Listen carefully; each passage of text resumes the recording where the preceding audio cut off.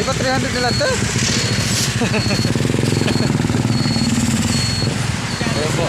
Ayaw po tawad ni ate eh. Ano po kayo? Wala naman daw ako kasalanan kaya ayaw mo patawarin. Ay, kinupo lang po kasi ako eh. Ah, ganun po ba? Yan po ba yung sa ilog natin ginihuli? Opo, dyan po sa...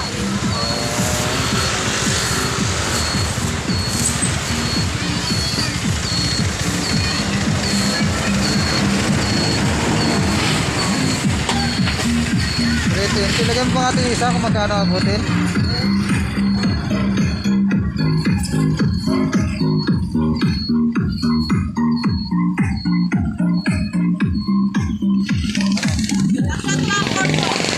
Ano yung hindi? 420. Ha? 420 po.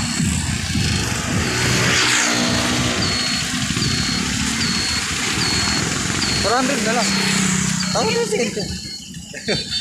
Nakatawa din po kay ate ng 20. Sige po. Maraming